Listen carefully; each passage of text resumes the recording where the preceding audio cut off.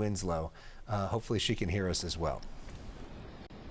Alex, yes, I can. We're on Marine View Drive with some kind of interesting information. So first of all, we have this ember cast. So see just where this beautiful home was that is completely gone now, and you can see the shower of embers coming off of it. There's not a whole lot left of it.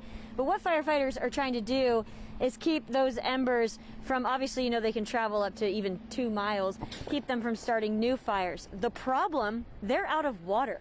So this is Ventura County Fire Station, and the fire hydrant is dry.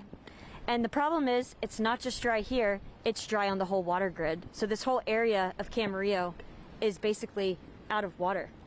So one house usually would have about 30 firefighters working on it. If one house is on fire, there's 3 of them here. And I just walked by them a minute ago and they looked so defeated. And I said, "Are you guys okay?" And they said, "We're out of water. We're completely out of water."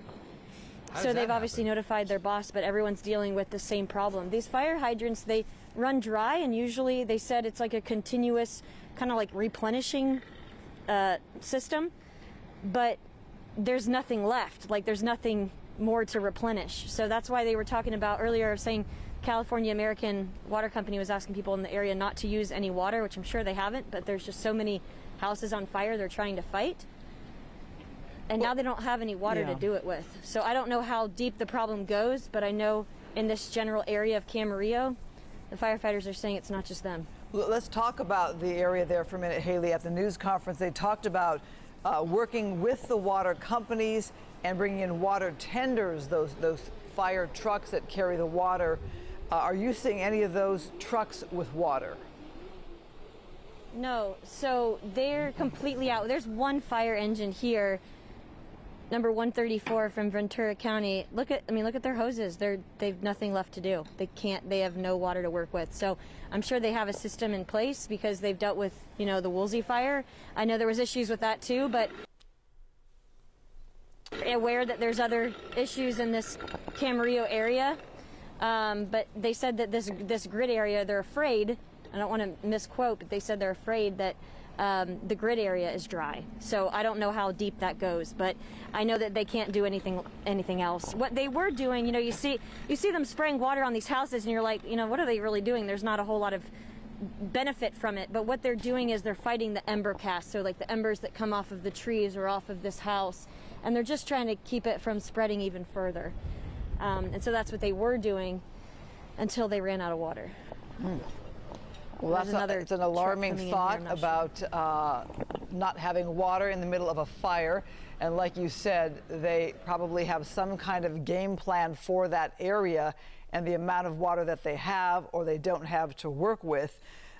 They did address it just a little bit at the news conference, but that is certainly a disappointing and depressing scenario right there, especially for the homeowners that have homes right there. We've done this a lot. I don't remember.